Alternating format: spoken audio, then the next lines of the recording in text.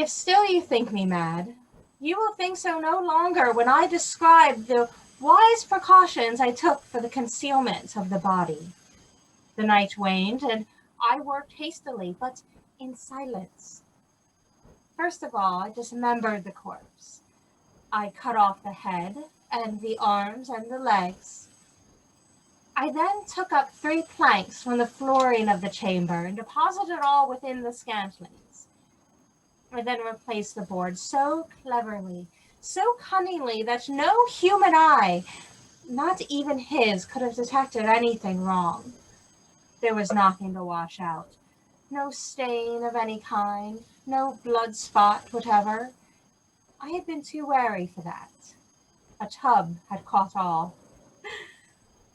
When I had made an end of these labors, it was 4 o'clock, still dark as midnight.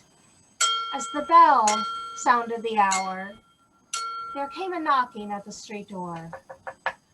I went down to open it with a light heart, for what had I now to fear? There entered 3 men, who introduced themselves with perfect suavity as officers of the police.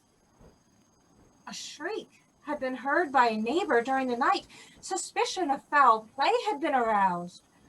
Information had been lodged at the police office, and they, the officers, had been deputed to search the premises. I smiled, for what had I to fear? I bade the gentleman welcome. The shriek, I said, was my own in a dream. The old man I mentioned was absent in the country. I took my visitors all over the house. I bade them search well. I led them at length to his chamber.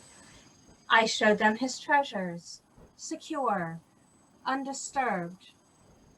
In the enthusiasm of my confidence, I brought chairs into the room and desired them here to rest from their fatigues, while I, myself, in the wild audacity of my perfect triumph, placed my own seat upon the very spot beneath which reposed the corpse of the victim. The officers were satisfied. My manner had convinced them. I was singularly at ease. They sat, and while I answered cheerily, they chatted of familiar things.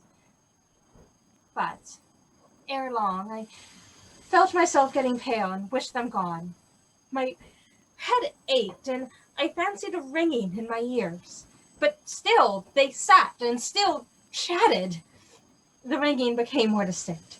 It continued and became more distinct.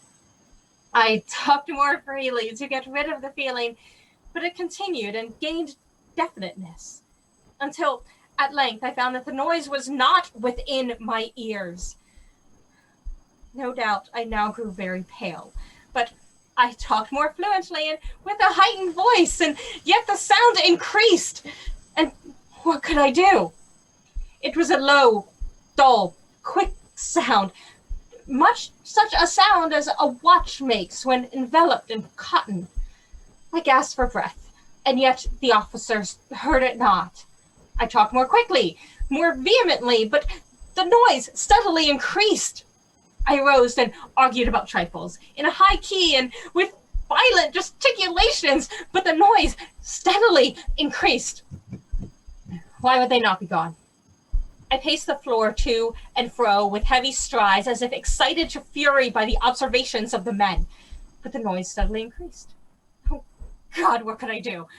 I foamed, I raved, I swore, I swung the chair upon which I had been sitting and grated it upon the boards, but the noise arose all over and continually increased. It grew louder, louder, louder, and still the men chatted pleasantly and smiled. Was it possible they heard it not? Almighty God. No, they heard, they suspected, they knew. They were making a mockery of my horror. This, I thought, and this, I think, but anything was better than this agony. Anything was more tolerable than this derision. I could bear these hypocritical smiles no longer. I felt I must scream or die. And now, again, louder, louder, Louder, louder! Villains! I shriek. Dissemble no more. I admit the deed. Tear up the planks here. It is the beating of his hideous heart.